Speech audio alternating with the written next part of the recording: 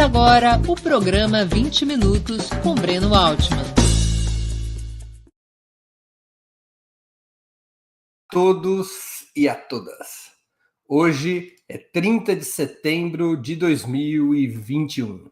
Bem-vindos a mais uma edição do programa 20 Minutos Internacional. Nossa convidada é Ana Prestes, cientista política e especialista em relações internacionais, formada, graduada e doutorada pela Universidade Federal de Minas Gerais. Co-organizadora do livro Teoria das Relações Internacionais, Contribuições Marxistas, recentemente lançado pela editora Contraponto. Ana Prestes também é dirigente do Partido Comunista do Brasil. Antes de começar a conversa, gostaria de pedir que façam uma assinatura solidária de Opera Mundi em nosso site ou se tornem membros pagantes de nosso canal no YouTube.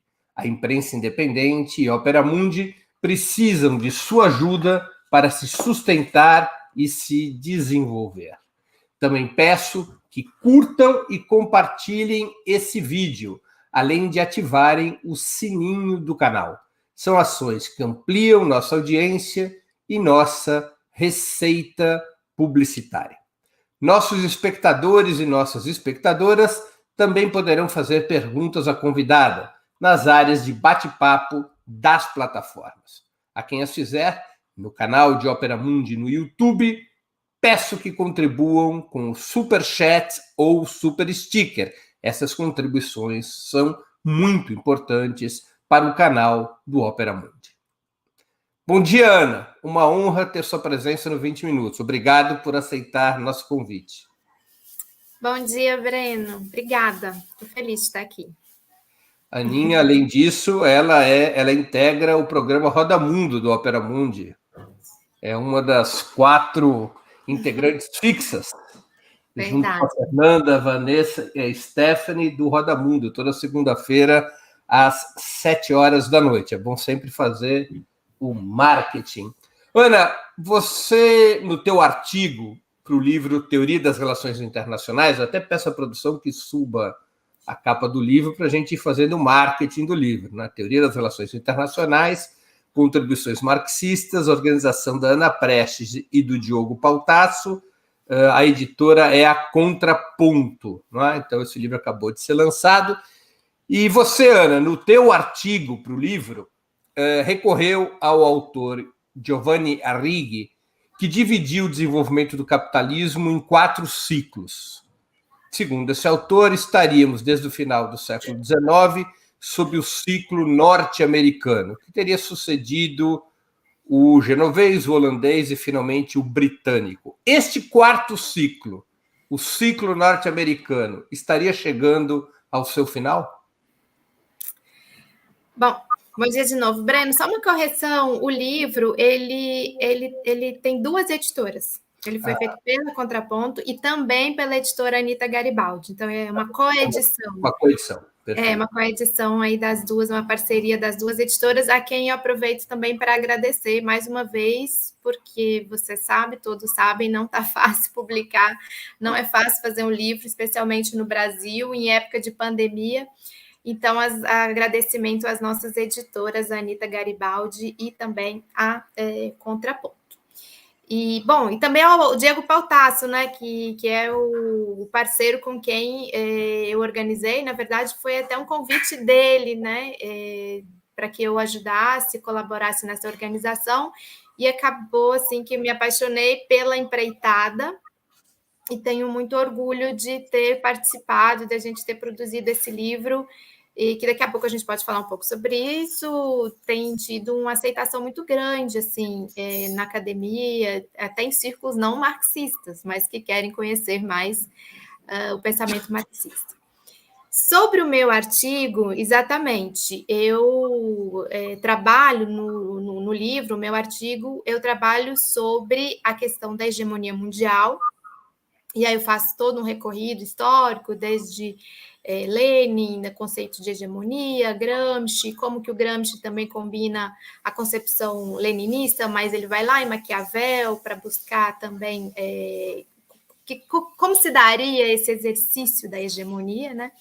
E eu vou parar em Arrighi, porque o Arrighi, nas suas obras, nos seus livros, tanto o longo século XX, como o Adam Smith em Pequim, ele trabalha ele busca no Gramsci esse conceito de hegemonia para trabalhar que seria quais seriam assim as características, né, de um hegemon ou de um país hegemônico, como você falou, né, que ele, a partir de uma concepção braudeliana do pessoal do sistema mundo, ele qualifica, ele divide, né, o capitalismo lá desde o século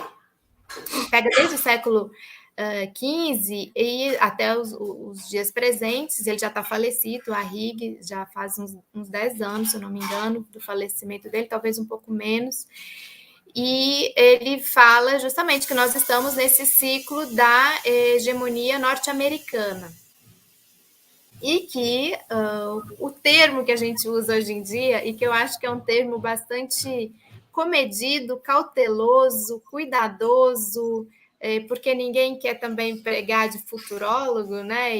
Mas é que essa hegemonia estaria numa decadência relativa, que já há sinais de decadência relativa da hegemonia norte-americana.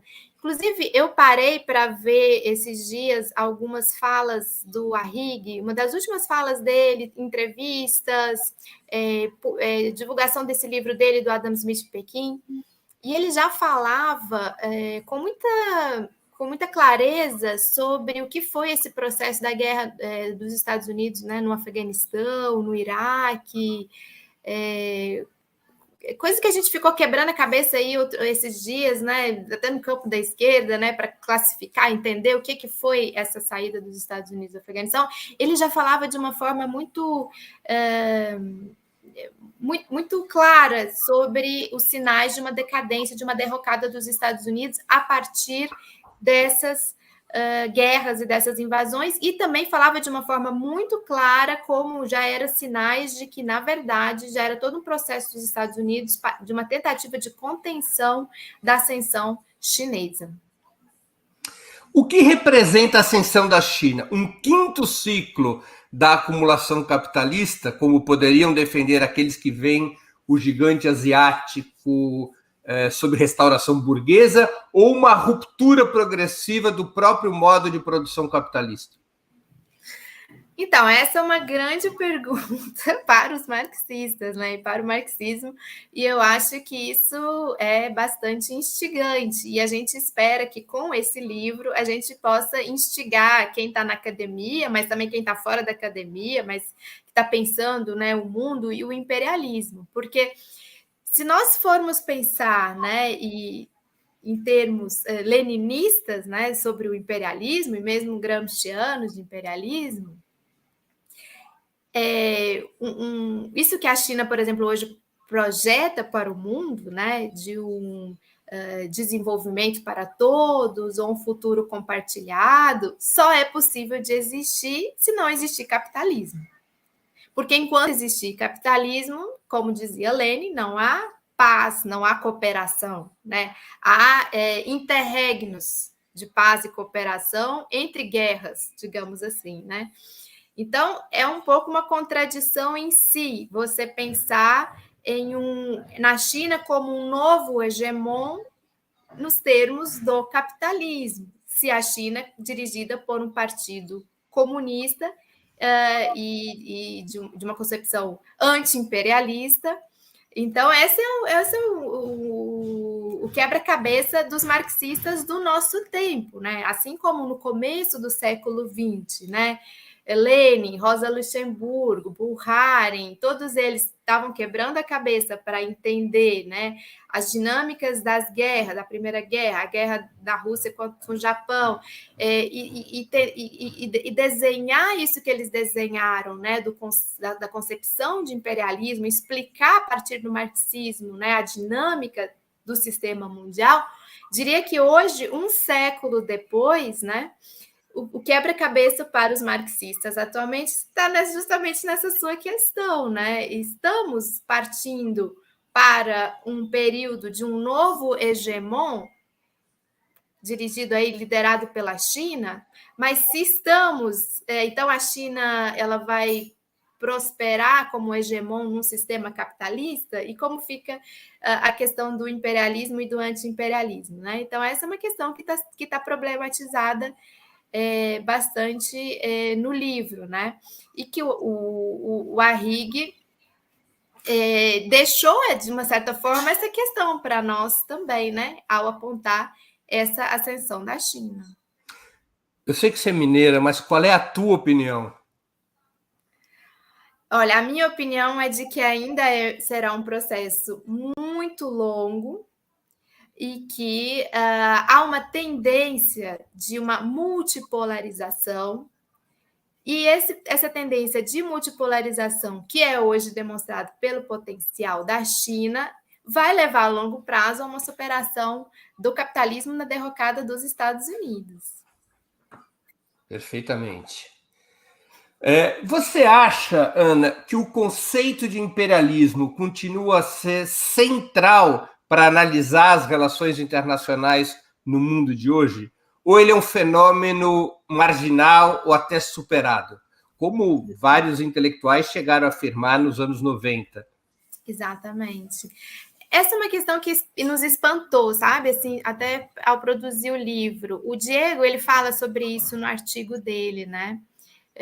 O Diego Pautasso, ele fala bem isso. Gente, como é possível que logo quando aquilo que Lenin dizia com o imperialismo está se realizando, né, está se materializando diante dos nossos olhos, mesmo o campo da esquerda, mesmo o campo progressista, digamos assim, abre mão desse conceito, né, do conceito de imperialismo. Acho que eu já comentei até em conversas contigo em outros momentos de que hoje em dia a gente fala sobre geopolítica, né? Porque é geopolítica, parece que, como também está nos nossos artigos no livro, como se usa o conceito de globalização, né? Como para camufla um pouco, né, o que está de fato por trás, né, que é um sistema imperialista. Então, eu penso que um dos recados que a gente dá com esse livro, não só com o artigo do Diego, mas com o artigo da Rita Coitinho, com artigos de vários dos nossos autores e autoras, é justamente da atualidade, da necessidade do conceito de imperialismo para a gente interpretar o mundo de hoje, né? E as relações internacionais como elas se dão hoje. Nos anos 90, o Tony Negri lançou um livro que teve muita repercussão. Esse livro chamava Império. Qual era a tese do Tony Negri, resumindo? É de que no mundo contemporâneo, pós-União Soviética, você teria a substituição do imperialismo pelo império. O que é essa substituição? Os estados nacionais perderiam força. As corporações transnacionais estariam por cima dos estados. Você acha que essa previsão do Tony Negri, ela se mostrou acertada? Não, de forma alguma. Inclusive, é um livro do Hard e do Negri, né? Se eu não me engano, Império. Tem um outro livro deles depois. Na minha tese de doutorado, eu trabalho muito com essa concepção deles, né? Porque na minha tese de doutorado, eu trabalhei com o Fórum Social Mundial, uma espécie de tentativa de formação de uma sociedade civil global é como se você transpusesse o nacional para o global, né? Você teria uma sociedade civil global disputando valores. E ao disputar valores, né, disputando a contra-hegemonia, digamos assim, né? E muitos dos que defendiam esse mundo, digamos assim, organizado, se apoiavam nas teses do Hart, do Negri, do Império, que não se materializaram, né? Não se materializaram, porque na prática, a força dos estados nacionais ainda ela é preponderante, né? E, inclusive, aqueles que defendiam, né, digamos assim, esse outro mundo possível, numa arena global, totalmente transnacionalizada, se voltaram para disputar poder nos seus estados, né? A América Latina, a América do Sul é um exemplo disso, né? Aqui no Brasil, a esquerda foi disputar o governo com Lula, com Dilma, na América do Sul, de uma forma geral, os partidos, os movimentos sociais. Então, a tese do Hard e do Negri, ela não se materializa. Por quê? A concepção leninista, gramsciana, né, de todos esses teóricos marxistas, da Rosa e todos, do funcionamento do imperialismo, ele depende de uma relação dialética também do Estado Nacional com esse sistema mundo. E da forma como os países centrais do capitalismo, né, e as suas burguesias, elas precisam dessa relação com a burguesia, com a classe capitalista nesses estados, né? E essa é a chave do pensamento marxista sobre as relações internacionais, né? E que, inclusive, diferencia o marxismo das teorias realistas ou das teorias liberais, e que, por muitos anos, enfrentou muita resistência, muita hostilidade dentro das academias, né, das relações internacionais, para conseguir acessar os estudantes, quem está estudando relações internacionais, por toda a questão anticomunista, antimarxista, que se formou também a partir de uma dominação anglo-saxã das nossas academias, das nossas universidades, né? Então, eu penso que esse é um exercício que ainda precisa ser feito, né, que nem foi feito, né, de demonstração de que essa tese, por exemplo, ela não supera a teoria do imperialismo. Você colocou nessa tua síntese sobre a teoria marxista acerca do imperialismo, juntos Lenin, Bukharin, Gramsci e Rosa Luxemburgo. Agora, o Negri reivindica Rosa Luxemburgo para defender sua tese de império. Rosa Luxemburgo defendeu uma tese muito criticada pelo Lenin, que era a ideia do superimperialismo. Ela contestava a ideia, ela projetava a ideia de que haveria uma hegemonia tão integral do sistema imperialista que suas próprias contradições internas no plano internacional seriam abafadas. Sim, quando eu falo desses teóricos, a gente precisa sempre lembrar que havia muitos debates, embates entre eles, né? Tem um que eu não citei aqui, que é o Kautsky, que era o que era o mais polêmico, digamos assim, né? E que esses autores também se referenciam nele, no sentido de dizer, o Kautsky, ele dizia que chegaria uma fase do imperialismo, né, de formação de uma espécie de superimperialismo, em que o próprio sistema interimperialista ele passaria a cooperar, e aí seria possível. E aí a grande polêmica com Lenin sobre a questão que seria possível chegarmos a uma fase de cooperação e paz. Uma espécie de governo mundial do capital. Espécie de um governo mundial, exatamente. E que o Lenin dizia que isso seria impossível, né? Que enquanto houver capitalismo, tem guerra, tem disputa, tem competição, porque é da própria essência do capitalismo. Então, sim, a Rosa Luxemburgo também foi uma das que, ao mesmo tempo que ela contribuiu muito, né, para essas análises, para esses estudos, mas que também cai um pouco, resvala um pouco para essa espécie de idealização, seria assim, de uma possibilidade de um sistema de cooperação aí num sistema imperialismo. Seria uma pergunta, Breno, que eu acho que também é uma pergunta que está hoje assim, para os marxistas, né? Lenin explicou tudo, né? Esse é o fim da linha? Como será um mundo pós-imperialista, né? Essa é uma grande questão também. A única atividade humana na qual eu conheço alguém que chegou a um patamar que nunca será superado chama-se Edson Arantes do Nascimento, o Pelé. Fora disso, sempre há um depois. Sempre há. Não há um pós-Pelé, mas há um pós-tudo. Ana, no teu artigo, retomando aqui o teu artigo no livro, você vincula os ciclos capitalistas, a periodicização proposta por Arrighi, o conceito de hegemonia. Seja numa ordem capitalista, seja numa ordem pós-capitalista socialista, a China poderia se tornar a nova potência hegemônica em um tempo visível?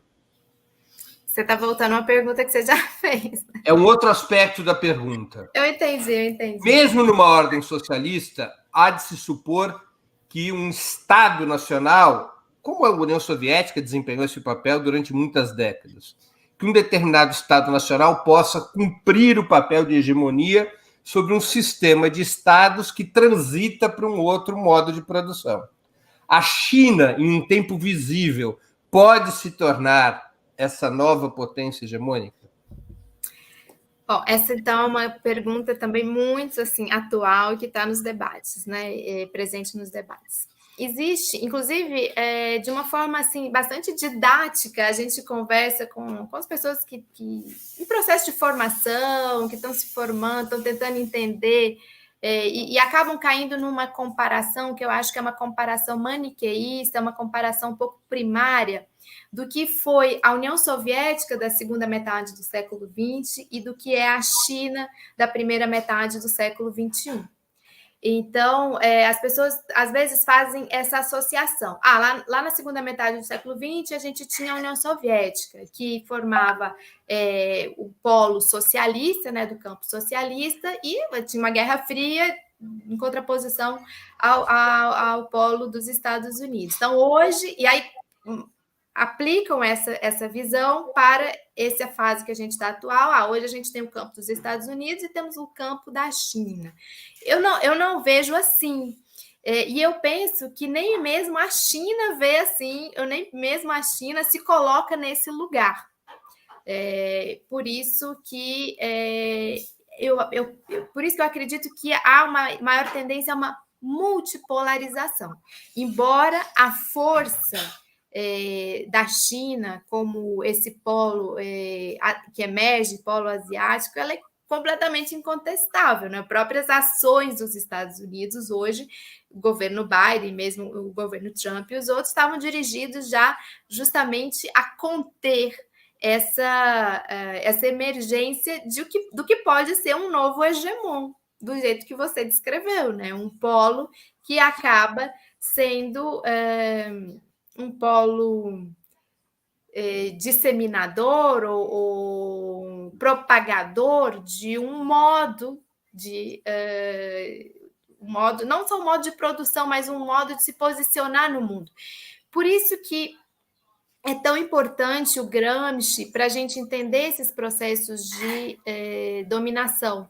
Embora o Arrighi ele diga que a próprio conceito de hegemonia do Gramsci ele pode nos colocar numa situação, uma tricky situation, né? Uma situação assim de armadilha, né? Por quê? Porque assim, se você tem contra-hegemonia, fatalmente você vai ter uma hegemonia, em algum momento você vai ter um novo polo hegemônico, porque você não fica para sempre na luta contra-hegemônica, né? Isso que os últimos séculos têm demonstrado sobre a dinâmica do sistema internacional. Embora você viva períodos longos disso que o próprio Gramsci fala, né, de que o novo não nasceu, o velho não morreu, esse processo de transição, em algum momento há um hegemon preponderante, né? E esse hegemon preponderante, ele exerce essa dominação por várias vias, seja militar, seja econômica, mas também pelo sistema dos valores.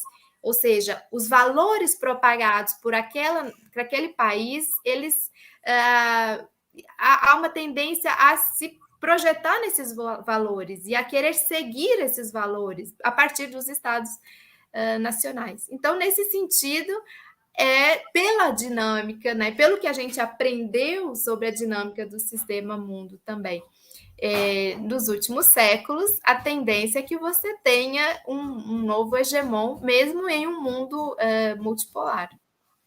Agora, além da multipolaridade, quais seriam as diferenças entre o que muitos estudiosos já chamam a velha Guerra Fria entre a União Soviética e os Estados Unidos e a nova Guerra Fria entre os Estados Unidos e a China? Olha, há muitas diferenças, né, Breno? Muitas diferenças. Até na forma como esses países se colocavam, né?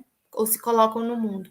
Talvez a principal diferença é que a União Soviética, ela falava o seguinte: não, nós temos aqui a nossa economia, nosso sistema, nós não estamos nesse mercado global aí, mercado mundial, não. Então, essa talvez seja a principal diferença de como se colocar na economia mundial. E a China, não. A China, ela, de uma forma muito pragmática, né? O jogo é esse, o mercado é esse, então nós vamos jogar China esse disputa jogo. por dentro, a União Soviética disputava por fora. Mais ou menos isso. Sim, e a União Soviética queria realmente tinha um campo próprio mesmo, né? E inclusive politicamente, né? Então, de inclusive atuar em disputas políticas. Não sei se é um exemplo muito bom a questão do Afeganistão, mas talvez a questão do Afeganistão demonstre um pouco isso, assim, né? Depois da Revolução de Saul, desanda lá e eles chamam os soviéticos entram. A China não tem essa postura. A China não tem essa postura. Muitas vezes, por exemplo, eu trabalho muito com a questão da América Latina, você sabe, América do Sul, a gente está lá no programa Roda Mundo toda segunda-feira, 7 horas, falando sobre esses temas. Então, por exemplo, muitas vezes as pessoas me perguntam, Ana, e se acontecer alguma coisa na Venezuela, vai baixar aqui os chineses? Vão chegar aqui os chineses? Não vão chegar. Então, eu acho que essa também é uma diferença. Entendi.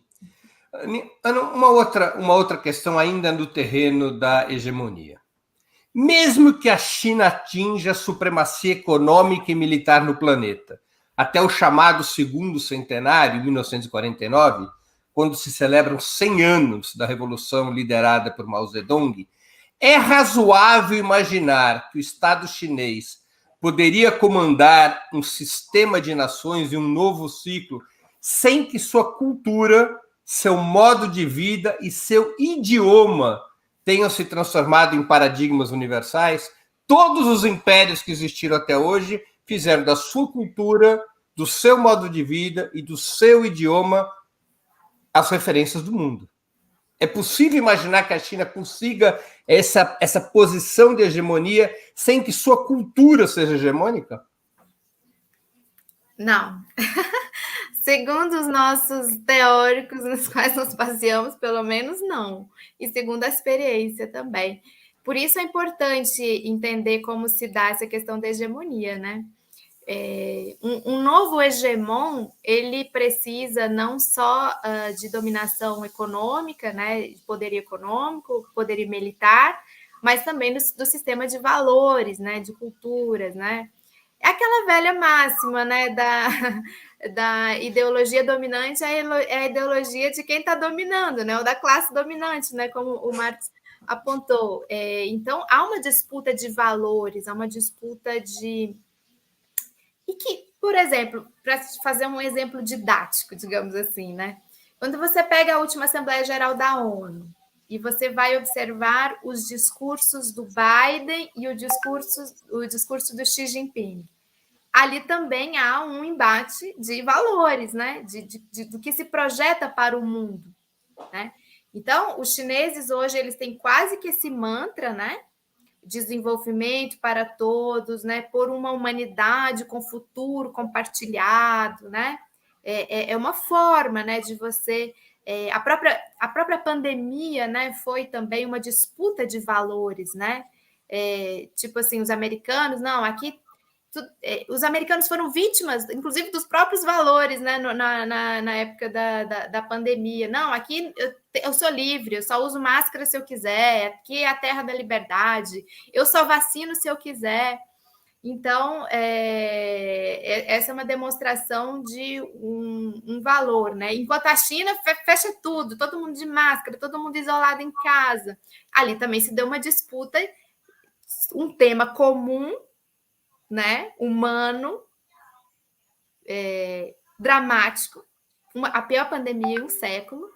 Como cada um desses líderes mundiais, digamos assim, convenceram as suas populações de como deveria ser feita a derrota, como deveria ser feito o enfrentamento à pandemia. Ali você viu claramente uma disputa no campo da cultura, no campo dos valores, né? E é tão forte a hegemonia norte-americana nesse campo que as pessoas, e aqui no Brasil a gente vê isso, né? As pessoas elas podem enxergar a China com mortos lá, sei lá, 10 mil mortos, não sei, bem menos mortos pela pandemia do que os Estados Unidos, e você enxerga os Estados Unidos campeão de mortes na pandemia, mas ainda assim a resposta do consciente coletivo, das consciências, é de que os Estados Unidos têm a melhor liderança. É preciso perseguir esse ideal, né? E eu estava falando de discursos na ONU, né? O Biden, ele fala... o Biden falou: venezuelanos, cubanos, estamos com vocês, né? Estamos pela democracia, né? Nós somos o povo escolhido, né? Essa coisa do destino manifesto, nós somos os que sabemos como deve se dar. E o próprio Xi Jinping deu umas alfinetadas nisso, né? Sobre essa questão desse conceito universal de democracia e tudo mais. Então, não pode... E aí eu advogo muito em favor do Gramsci nesse aspecto, assim... Não, acho que não há como subestimar a disputa nesse campo, a disputa contra-hegemônica nesse campo, no campo da cultura e no campo dos valores. E eu acho que é praticamente impossível que uma nação, um país, chegue a um status de hegemon sem ter minimamente difundidos os seus valores mundialmente. Você acha que a China está paulatinamente investindo mais nessa disputa cultural de valores? Olha, durante a pandemia a gente não teve a tal diplomacia das máscaras? Uhum. A gente não tem hoje a diplomacia das vacinas? A gente não teve uma disputa no âmbito da OMS, né? O Trump saindo, tirando dinheiro e a China colocando. A gente não teve uma disputa aí, ou tem ainda, né? Uma disputa sobre a origem do vírus, ou todo um charme, um encantamento do Tedros Adhanom pela China? Mas, Aninha, se eu te perguntasse o nome de 10 autores russos, você seria capaz de me dar 20. Se eu te perguntar o nome de um autor, de um escritor chinês, você é capaz de me citar algum? Não, assim, de cabeça não. Você também seria capaz de me citar vários cineastas soviéticos, não? Alguns. Você lembra o nome de algum cineasta chinês? Não, de cabeça assim também não. Esse é um problema da China. Sim, exatamente. Esse é um dos problemas. Porque a União Soviética, ela defendia um sistema, não uma nação. E, claro, a União Soviética vem da tradição russa, que é um enclave entre a Europa e a Ásia. E a China é profundamente asiática. É o império do meio. Uhum. Ana, vamos passar aqui para uma outra questão. Vamos para o outro lado da mesa. Você anotou todas as cautelas necessárias sobre a decadência dos Estados Unidos, tá bem? Ainda que os Estados Unidos caminhem lenta e inexoravelmente para essa decadência, eles possuem reservas tecnológicas, militares, culturais e econômicas para reverter essa tendência, ou essa inexorabilidade já é intransponível? Não, eu acho que eles têm, sim, uma reserva muito forte, né? Uma reserva muito forte, em todos esses aspectos que você falou. O que pode... a gente fica observando o calcanhar de Aquiles pelas próprias preocupações deles, né? como eles revelam. Por que essa militância toda contra o 5G, né, da Huawei? Por que essas denúncias sistemáticas de espionagem chinesa, né? Agora eles estão todo tempo, olha, estão aqui, a China, encontramos mais um espião, não sei o quê. Eles vão demonstrando, assim, por onde eles mesmos têm medo de perder essa hegemonia, digamos assim, né? E a gente sabe que a questão do desenvolvimento tecnológico ainda está longe né? De tudo que é inventado hoje, praticamente é inventado nos Estados Unidos e tudo mais, mas há ameaças a eles, né, nesse campo, porque desde que o mundo é mundo, digamos assim, quem desenvolve as tecnologias, né, quem tem o poder das inovações tecnológicas também, né, vai se colocando como dominante, né, como dominador. Então, esse é um calcanhar de Aquiles deles. E a própria questão do sistema econômico, né? Essas ainda ameaças, né? De uma suplantação ou uma competição mais forte de alguma outra moeda com o dólar, né? Que já há iniciativas, né? Rússia, China, essa paulatina expansão desses bancos, ou o Banco do BRICS, né, o novo Banco de Desenvolvimento, a tentativa de organizar organismos internacionais que rivalizem com o FMI, com o Banco Mundial, que foram as criações ali do final da Segunda Guerra, do sistema de Bretton Woods. Esses são campos em que eles podem estar mais ameaçados do que nesse outro que a gente comentava dos valores, né, e da cultura, que ainda eles são muito preponderantes, né? E das reservas tecnológicas. Das reservas tecnológicas, né? E essa questão militar, bom, eles foram derrotados no Afeganistão agora, né? Não é algo menor. Agora, nesse último processo, não é algo menor. Essas iniciativas tipo AUKUS, né, que eles estão tendo agora com a Austrália, com o Reino Unido, lá dos submarinos, essa presença constante ali no Mar do Sul da China, né? Você fica vendo também, porque esses think tanks, né, dos Estados Unidos ficam fazendo relatório atrás de relatório sobre a expansão militar chinesa. Então, assim, não diria que eles estão confortáveis, né? Eles têm uma reserva muito grande, mas eles têm se preocupado. Né? Você acha que a polarização entre China e Estados Unidos poderia desembocar em algum nível de enfrentamento militar? Eu acho que sim. E eu acho que o Mar do Sul da China, aquela região ali, ela é bastante, já há um tempo, né? Bastante conflituosa. Eu penso que sim. Você vê que essas últimas iniciativas, tanto aquela viagem da Kamala Harris, né, ali para Singapura, para o Vietnã, agora esse acordo do AUKUS, a forma como a Austrália tem sido instrumentalizada para ficar fustigando ali, né, com a China, né, naquela região, eu penso que há. E se Lenin estava certo, e eu acho que ele esteve, sobre a teoria do imperialismo, no sistema capitalista, o sistema capitalista não sobrevive sem guerras, né? Ele tem, e sem os conflitos armados. Faz parte desse próprio sistema. Só um pós-capitalismo, né, um outro momento é que você poderia ter realmente ausência de enfrentamento militar. Ainda que a decadência dos Estados Unidos seja lenta, você acha que acabou a era da unipolaridade, estabelecida com o colapso da União Soviética em 1991? O sonho americano da unipolaridade durou pouco? Eu acho que sim. Eu acho que nós não temos uma unipolaridade já há um tempo. Durou pouco essa expectativa, né? Que eles trabalharam muito para sustentar essa unipolaridade, né?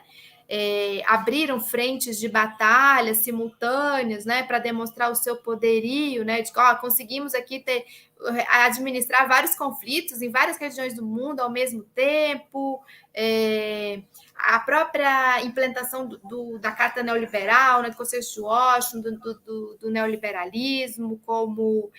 inclusive, tem um artigo no nosso livro, que eu acho que é do Diego, que fala um pouco do Lossurdo, como o Lossurdo ele trabalha essa questão da associação liberalismo-imperialismo.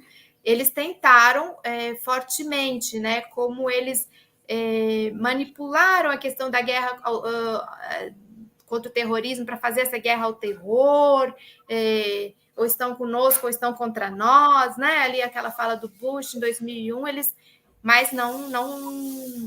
Hoje, a minha interpretação é de um mundo em transição. Não é aquele... Da unipolaridade para multipolaridade. Sim. Pessoal, vamos lembrar de fazer duas coisas. Uma a favor do Opera Mundi, outra a favor da Ana, do Pautasso, da Contraponto e da editora Anita Garibaldi. A favor do Opera Mundi, vamos contribuir com o Super Chat, o Super Sticker, ou se tornando assinante solidário do Opera Mundi ou se tornando membro pagante do canal do Opera Mundi no YouTube. Essas contribuições são decisivas para que a gente possa sustentar o nosso trabalho jornalístico e desenvolvê-lo. Nós dependemos exclusivamente dos nossos espectadores, dos nossos leitores. Se vocês não contribuem, a gente não consegue avançar. Está na mão de vocês. Por menor que possa ser a contribuição, ela é muito bem-vinda. Então, tiremos os escorpiões do bolso e vamos contribuir com o Super Chat, o Super Sticker, assinatura solidária, tornando-se membro do canal do Opera Mundi no YouTube. A outra lembremos do livro recém-lançado, Teoria das Relações Internacionais, Contribuições Marxistas. Eu peço a produção que suba na tela. Novamente, Teoria das Relações Internacionais, Contribuições Marxistas, organizado por Ana Prestes e Diogo Pautasso, numa coedição da editora Contraponto e da editora Anita Garibaldi. Esse livro pode ser adquirido por vários meios, em livrarias, nos sites dessas duas livrarias e certamente nas plataformas que disponibilizam venda de livros. Então, esses são os dois comerciais que eu queria fazer. Vamos voltar aqui para a entrevista, Aninha. Qual Deixa é o papel? eu só fazer um comentário. Claro, que eu estava lendo os comentários e realmente tem alguém que está participando que falou uma coisa certíssima, que eu falei muito do Mar do Sul da China, mas tem toda a questão do Estreito de Taiwan. Ali também está uma bomba relógio. Pronto. Ana, qual é o papel atual da Rússia? Aliás, lembrando que Ana Prestes nasceu em Moscou. Ela é uma cidadã brasileira vários anos depois de nascer. Ela nasceu em Moscou. Ainda fala russo? Não, muito pouco. Bom, qual é o papel atual da Rússia? Bom, obrigada aí por essa lembrança. Ela é a verdadeira, pessoal, ela é a verdadeira agente de Moscou.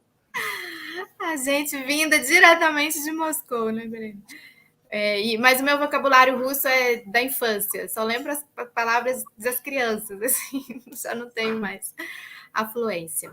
Olha, o papel da Rússia, importantíssimo, bom, posso falar por exemplos, né? A estabilização ali da situação na Síria foi a Rússia, né? Um exemplo assim cabal, né? E a capacidade também de neutralizar a ofensiva norte-americana e mesmo europeia, né? Contra si mesmo, contra a própria Rússia, que a Rússia teve nesse último período, né? O que foi esse... Acabaram de declarar já construído Nord Stream 2, lá o canal que passa pelo Mar Báltico, com a América e tudo.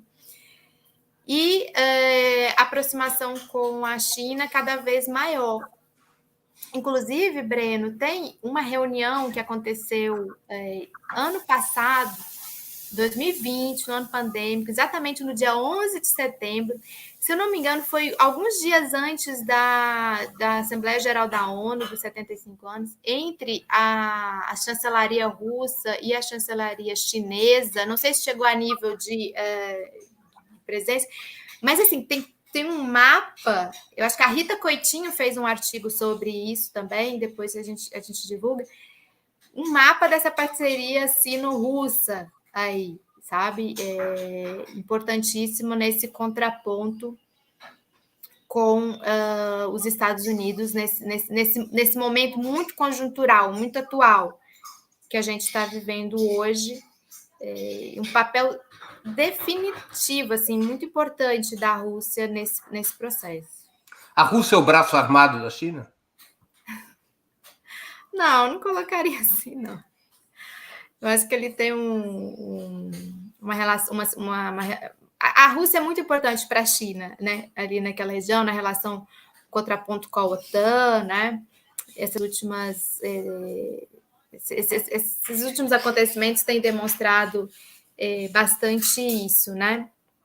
E tem muita cooperação, sim, no âmbito militar, mas eu não diria que é um braço armado. Porque a Rússia tem uma capacidade militar muito superior à China, não só em termos nucleares, mas também em termos convencionais. A Rússia tem a segunda maior potência militar do planeta e a única que, em termos nucleares, rivaliza com os Estados Unidos. Sim, e aproveitou a era Trump para implodir um monte de acordo aí. Eu diria que o sistema está meio solto, está meio frouxo, né? Isso aí foi uma perda de... Até queria ouvir depois sua opinião sobre isso, não sei se aqui, mas foi uma perda de mão, assim, também dos americanos, não? A própria situação com o Irã, os acordos com a Rússia... eu acho que eles perderam um pouco a mão aí, a condução que eles gostariam de ter nesse processo. Deixa eu colocar uma questão que você já abordou lateralmente, mas para deixar bem claro a tua opinião para os nossos, bem claro na medida do possível, quando a gente entrevista uma mineira, mas para deixar bem claro para os nossos espectadores e espectadoras. O conflito atual entre dois estados, Estados Unidos e China, é apenas geopolítico, e é nesse contexto que a Rússia se alia com a China, ou representa, ou pode representar, ainda que não imediatamente, uma disputa entre dois sistemas. Mais uma vez, o socialismo e o capitalismo, o que poderia gerar algum nível de contradição entre a China e a Rússia, que é um país capitalista e que não pretende sair disso, e a China, que se reivindica como um Estado socialista. Nós temos um conflito geopolítico ou é um conflito entre dois sistemas? Geopolítico, total. É um total conflito geopolítico, total. Nós não estamos nessa fase de disputas de sistema. E nem a China reivindica isso. Você acha que pode evoluir para um conflito entre sistemas? Eu acho que no futuro, sim. Porque também aí tem uma visão de quem acredita na superação desse estágio de coisas. Em parte, isso é um desejo seu. É um desejo também. De que evolua... Mas não é só um desejo. Você observa a história, na história você há momentos de ruptura e de superação, porque as contradições elas vão se aprofundando, né, muito fortemente. Quer dizer, então a gente poderia fazer uma síntese desse tipo. Na Guerra Fria entre Estados Unidos e União Soviética, a geopolítica estava subordinada ao conflito entre dois sistemas.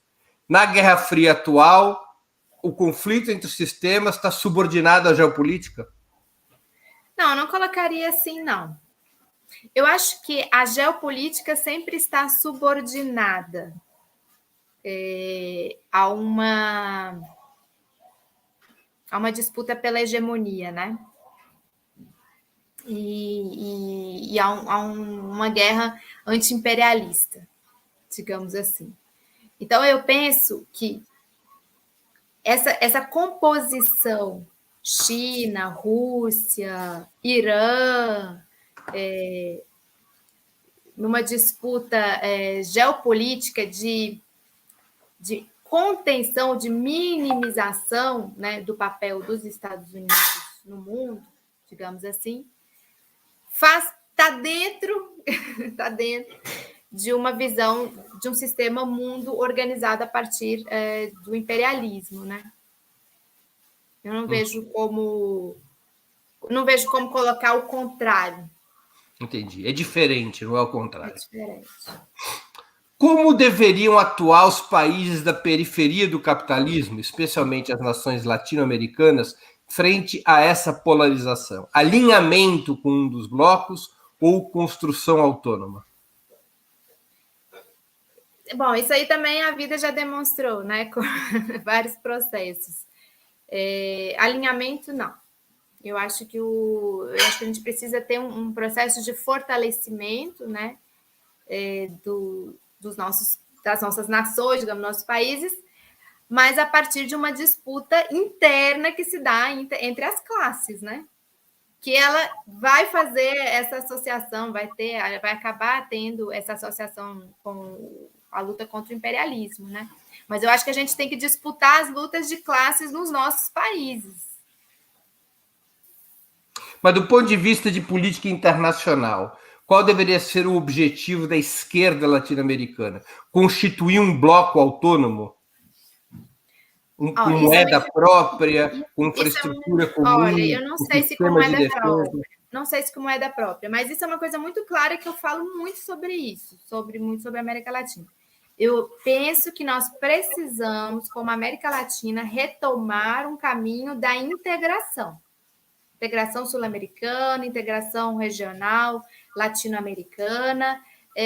Nós, né, temos as nossas especificidades, e nesse ponto eu reivindico mesmo Simão Bolívar, lá em 1826, Congresso Anfitriônico do Panamá, que a gente precisa se fortalecer aqui como nações latino-americanas, sul-americanas, e eu acho muito interessante o movimento que tem sido feito hoje aí nesse eixo Fernandes, Arce, Obrador, né? Argentina, Bolívia, México, de fortalecimento da CELAC, tentativa de reativação da Unasul, contraposição com a OEA, que é um braço do Departamento de Estado dos Estados Unidos aqui na nossa região. Não sei se a gente vai chegar a um momento a uma moeda única, algo nesse sentido, mas nós precisamos apostar na nossa integração infraestrutural, na nossa integração, inclusive em matéria de cooperação militar e cooperação na área de valores e culturas, como a questão da integração da educação, dos sistemas de saúde. Eu sou uma defensora da integração regional aqui da América do Sul, da América Latina, como forma de fortalecimento. Nossa. Esse bloco latino-americano, de uma perspectiva de esquerda, e da tua perspectiva, ele deveria estar alinhado com a China ou deveria ser um bloco não alinhado? Não acho que tem que ser alinhado. Negociação de igual para igual. Sim, e tem todas as condições para isso, assim, né? Para chegar nesse lugar. Ana, até porque eu defendo o mundo multipolar. Não, perfeito. Há uma discussão sobre a China, se a China é ou não um Estado imperialista. Essa é uma discussão importante.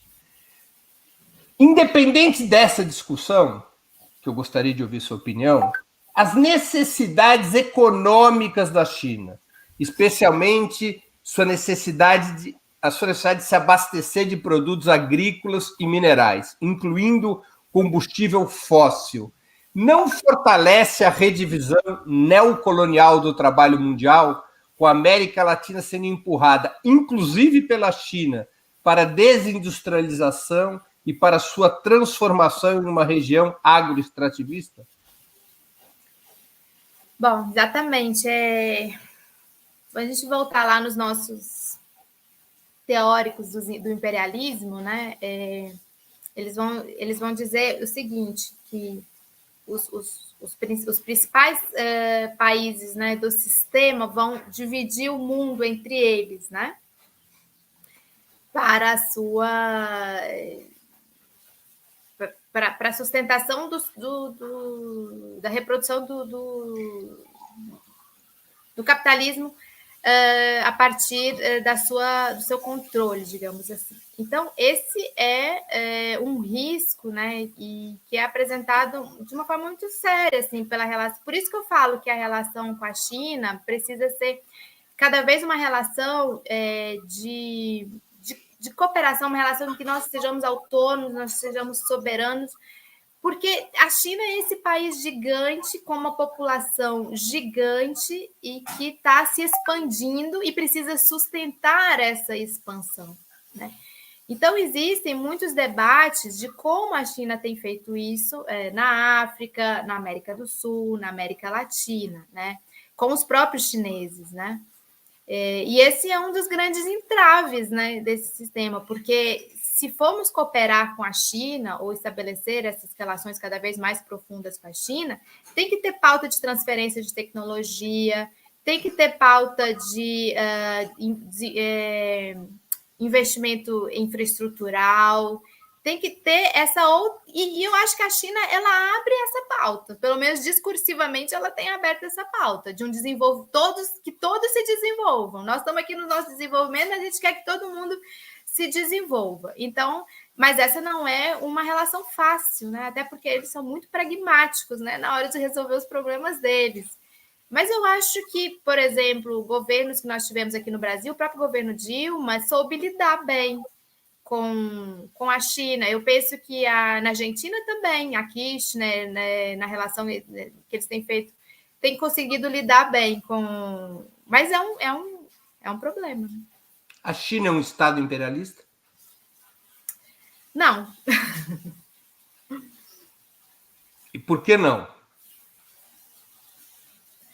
Olha, se a gente for observar a forma de relação com os países, ela não se dá de uma forma imperialista. Porque a União Soviética, ela utilizava seu excedente econômico para expandir o campo socialista. Todas as contas da União Soviética, com praticamente todos os países do campo socialista, eram deficitárias. Todas. Ela exportava seu excedente para sustentar um campo socialista que, para azar dos soviéticos, as revoluções ocorreram em países atrasados. Todos os países mais atrasados do que a própria União Soviética. A China não exporta o seu excedente para sustentar campo nenhum. A China não absorve o excedente dos países periféricos para o seu próprio desenvolvimento?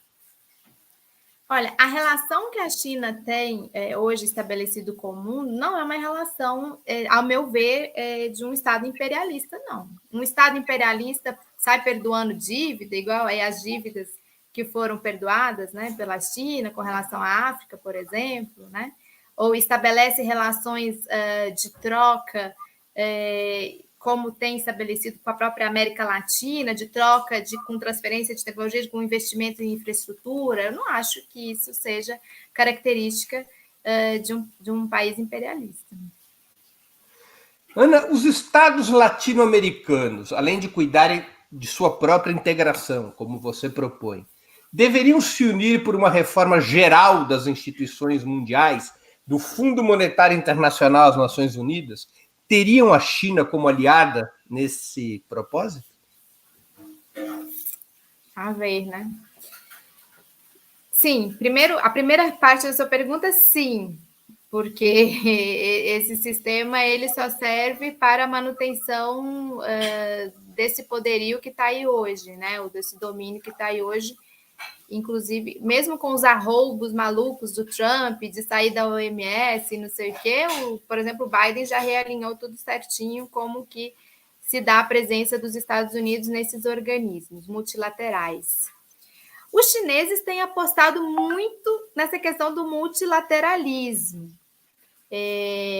Os chineses apostaram muito e ainda apostam, embora tenha arrefecido, no BRICS, né, que chegou a ser ter mais projeção, ter mais impacto, digamos assim, né? Conseguiu criar um banco, né, um novo banco de desenvolvimento a partir do BRICS. A China ela tem interesse em diminuir o poder do dólar, né, e de impor uma nova moeda ou um novo sistema financeiro internacional, digamos assim, não um novo sistema financeiro, mas novos organismos no manejo, né, do sistema financeiro. Então, eu penso que essas são parcerias possíveis. Tem uma pergunta de uma espectadora nossa que é membra do canal do Opera Mundi no YouTube, Nara Lima. A atual crise imobiliária da China não seria uma característica do modo de produção capitalista? Sim. Total. Mas isso aí daria um outro programa também, né, gente? Agora, o que é a questão? Qual é a diferença? E aí vai ser muito interessante, né? Inclusive para quem estuda e analisa, porque você teve a crise de 2008, 2009, né, que estourou nos Estados Unidos e que também foi, né, uma questão imobiliária, uma bolha imobiliária, etc. E você tem agora essa crise aí da Evergrande, e aí a gente precisa... Vamos observar como cada um dos sistemas atuou na mitigação e na solução da crise, né? Vamos observar isso. Ana, a gente está caminhando para o final. Eu antes gostaria de lembrar novamente os nossos espectadores e espectadoras que a Ana acabou de lançar, junto com o Diego Pautasso, um livro fundamental para a compreensão das relações internacionais. Teoria das Relações Internacionais, Contribuições Marxistas, organizado por Ana Prestes e Diogo Pautasso, publicado pelas editoras Contraponto e Anita Garibaldi, à disposição nas melhores casas do gênero, nas melhores livrarias, nos próprios sites das editoras e também nas plataformas que disponibilizam venda de livros. É um livro fundamental para entendermos um ponto de vista de esquerda, um ponto de vista marxista, sobre as questões, sobre as principais questões internacionais do mundo de hoje. Ana, a gente está chegando ao final. Eu queria te fazer duas perguntas que eu sempre faço quando vai terminando a entrevista. A primeira é: qual livro você gostaria de sugerir aos nossos espectadores? Não vale sugerir o seu próprio livro, que a gente já fez essa sugestão por nossa conta. É uma indicação minha para os espectadores do teu livro. Eu quero uma indicação tua. Qual livro você gostaria de sugerir aos nossos espectadores? E qual filme ou série poderia indicar a quem nos acompanha? Tá bom. Livro, tem um que eu estou lendo ainda, estou apaixonada por ele, que chama-se Amor e Capital, da Mary Gabriel, que conta a saga da família Marx. Eu achei fantástico esse livro, fantástico. Ele é enorme. Uma biografia ou é um romance? Ele é tipo uma biografia, só que é uma biografia familiar. Eu acho que ela é mais que familiar, porque ela pega o entorno da família, né? Todos os que frequentavam, os amigos, as mudanças. E à medida que ela vai mostrando o caminhar dessa família, vai mostrando também o que o Marx e o Engels estavam elaborando, e a própria Jenny corrigindo os textos. Humaniza muito, né, essa figura do Marx, do Engels, né, do Engels e do seu entorno, e vai nos fazendo, assim, de uma forma didática, entender cada momento da vida dele, o que ele estava elaborando, o que ele estava teorizando e escrevendo. Muito bem. Mais alguma indicação de livro ou passamos à série e filme? Não, de livro só esse mesmo. Série eu tô com 3 livros no Salão do Livro Político. Você o quê? Estou com 3 livros lá no Salão do Livro Político. 3 livros? Vai lá, Minuto do Marketing. Teoria das Relações Internacionais. É porque tem os infantos juvenis, né? Tem o Minha Valente Avó e o Mirella e o Dia Internacional da Mulher. Então, a gente está lá. Muito bem. Literatura infantil. Perfeitamente. Série ou filme? Série, eu pensei em uma que eu gostei muito, que é sobre a Guerra Civil Espanhola, que é O Tempo Entre Costuras, é um romance da Maria Dueñas, e virou série, eu adoro. Em que plataforma? Tava no Netflix, não sei se ainda tá, mas eu vi lá. Mais alguma indicação de série ou filme? Não, vou ficar nessa hoje. Então, Aninha, eu queria agradecer muito pelo teu tempo e por essa conversa tão interessante, tão elucidativa sobre um tema complexo, que são as relações internacionais no mundo de hoje. Obrigado pela oportunidade que você deu aos nossos espectadores e a mim. Todos vocês poderão sempre acompanhar a Ana no Opera Mundi, no programa Roda Mundo, segundas-feiras, sempre às 7h da noite. É isso. Obrigada, Breno, todo mundo da equipe aí do Opera Mundi, que eu sei que está nos bastidores, quem nos acompanhou também, e a gente se vê lá no Roda Mundo toda segunda. Tchau, tchau. Encerramos assim mais uma edição do programa 20 Minutos Internacional. Voltaremos a nos ver amanhã, sexta-feira, 1º de outubro, às 11h, com mais uma edição do programa 20 Minutos Entrevista. A convidada será a jornalista e pesquisadora Bia Barbosa. O tema é a hora de falar em democratização da mídia, depois de uma declaração recente do ex-presidente Lula, reconhecendo como um dos erros dos governos petistas a falta de regulação dos meios de comunicação. A turma do Deixa Disso alertou que não era o momento para esse assunto, especialmente quando a Globo está contra Bolsonaro e as eleições se aproximam. Uma polêmica bem interessante será o tema do 20 Minutos de amanhã. Até lá, obrigado pela audiência de hoje e um grande abraço. Para assistir novamente esse programa e a outras edições dos programas 20 Minutos, se inscreva no canal do Opera Mundi no YouTube. Curta e compartilhe nossos vídeos, deixe seus comentários. O jornalismo de Opera Mundi é mantido com o seu apoio. Faça uma assinatura solidária em www.operamundi.com.br. Com um pequeno valor mensal, você nos ajuda no desenvolvimento de um jornalismo independente e de qualidade. Obrigado pela audiência e até a próxima.